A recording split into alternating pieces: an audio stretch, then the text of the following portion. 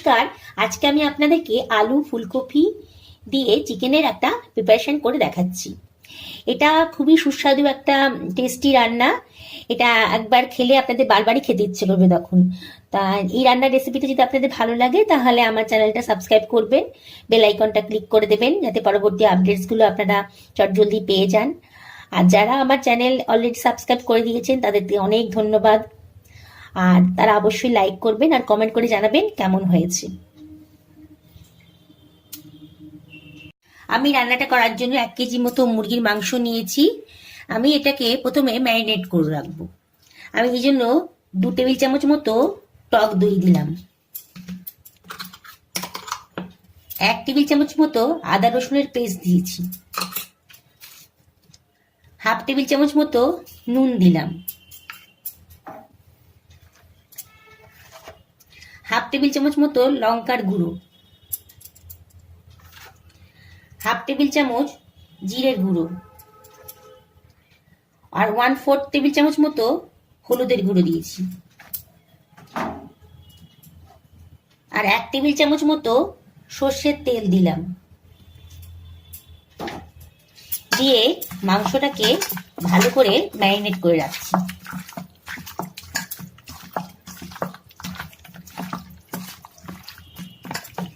মাংসটা ম্যারিনেট করা থাকলে মাংসের মধ্যে নুন আর মশলাগুলো ভালো করে মিশে যাবে আর রান্নাটাও সুস্বাদু হবে। এটা আমি মিনিট 20-25 রেখে দিচ্ছি।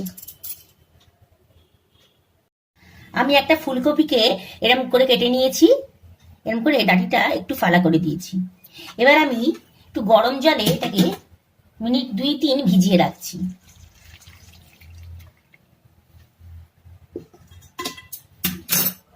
একটু গরম জলে এটাকে মিনিট 2-3 ভিজিয়ে রাখলে পারে ফুলকপির কাঁচা ভাবটাও চলে যাবে আর যদি কোনো পোকা টোকা থাকে সেগুলো নষ্ট হয়ে যাবে। আর আমি 4টে আলুকে এরকম ডুমো করে কেটে রেখেছি। 2টো বড় সাইজ পেঁয়াজকে আমি গ্রেট করে নিয়েছি, 2টো টমেটোকে কুচি করে নিয়েছি, আর 2 টেবিল চামচ মতো আদা রসুনের পেস্ট নিয়েছি। এবার রান্না করতে যা যা মশলা লাগবে সে রান্না করতে করতেই বলে দেবো সেগুলো। আমি কড়াইতে 2 টেবিল চামচ মতো রিফাইন অয়েল দিয়ে দিয়েছি। এবার আমি আলু আর ফুলকপিগুলোকে এর মধ্যে দিয়ে দিচ্ছি, জাস্ট একটু ফ্রাই করে নেব।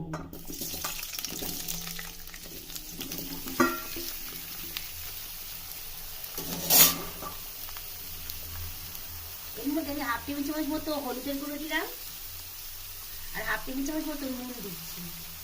দিয়ে আমি এটাকে একটু ফ্রাই করে নিচ্ছি।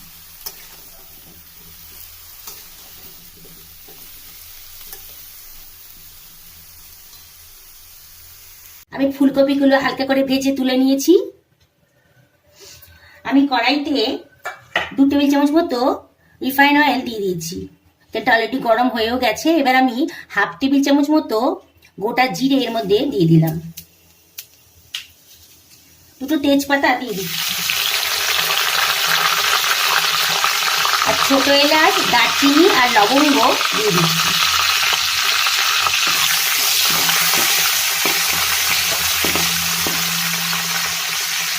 এবার আমি পেঁয়াজ গ্রেট করে রেখেছিলাম সেই পেঁয়াজটা দিয়ে দিচ্ছি। দিয়ে এই 1 মিনিট মতো একটু ফ্রাই করে নিচ্ছি।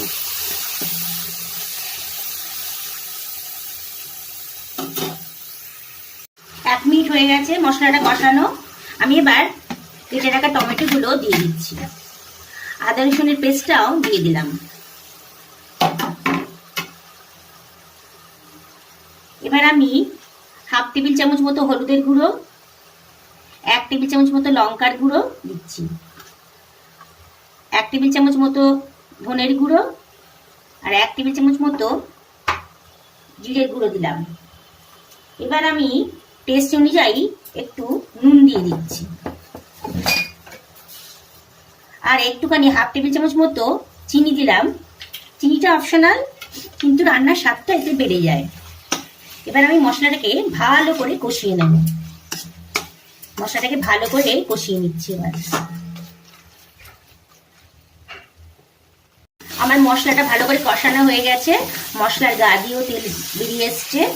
আমি এবার ম্যারিনেট করা মাংসটা এর মধ্যে দিয়ে দিচ্ছি। এবার আমি একটুখানি মাংসটাকে মিনিট 2 এটাকে কষিয়ে নিচ্ছি।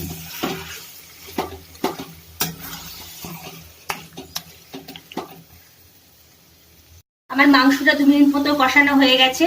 এবার আমি ভেজে রাখা ফুলকপি আর আলুটা এর মধ্যে দিয়ে দিচ্ছি, দিয়ে একটু কষিয়ে নেব।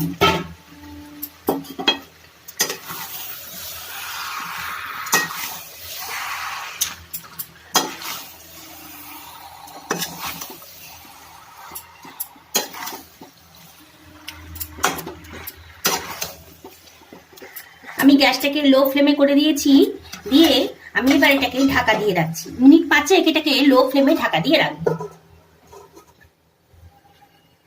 আমার 5 মিনিট হয়ে গেছে। আমি এবার কিছুটা জল এর মধ্যে দিয়ে দিচ্ছি,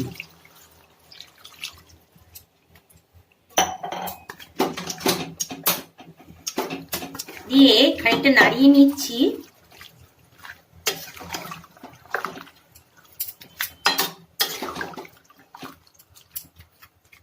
গ্যাসটা লো ফ্লেমেই রাখছি, দিয়ে আমি আবার ঢাকা দিয়ে দিচ্ছি যাতে মাংসটা আর আলু কপিগুলো ভালো করে সেদ্ধ হয়ে যায়।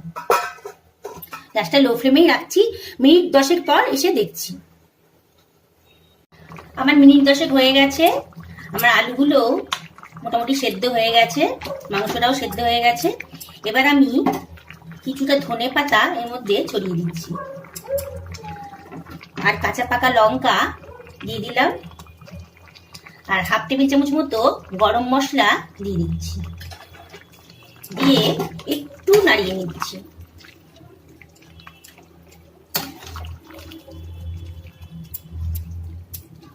এই রান্নার রেসিপিটা খুবই সোজা, কিন্তু টেস্টটা খুবই সুন্দর। আপনারা বাড়িতে এটা ট্রাই করবেন, আর ভালো লাগলে আমার রান্নার চ্যানেলটাকে সাবস্ক্রাইব করবেন। বেল আইকনটা অবশ্যই ক্লিক করে দেবেন যাতে পরবর্তী আপডেটসগুলো খুব তাড়াতাড়ি পেয়ে যান। এবার আমি এটা ঢাকা দিয়ে রাখছি, গ্যাসটাকে বন্ধ করে দিচ্ছি। আমার রান্নাটা হয়ে গেছে। আমার রান্নাটা কমপ্লিট হয়ে গেছে। আপনাদের যদি এই আলু ফুলকপি দিয়ে চিকেনের রেসিপিটা ভালো লাগে তাহলে সাবস্ক্রাইব করবেন আমার চ্যানেলটা, লাইক করবেন, বন্ধুদের সঙ্গে শেয়ার করবেন, অবশ্যই কমেন্ট করে জানাবেন কেমন হলো। আর যারা আমার চ্যানেলে নতুন তারা আমার চ্যানেলটা সাবস্ক্রাইব করবেন, আর বেল আইকনটা ক্লিক করে দেবেন, তাহলে পরবর্তী আপডেটসগুলো আপনারা চটজলদি পেয়ে যাবেন।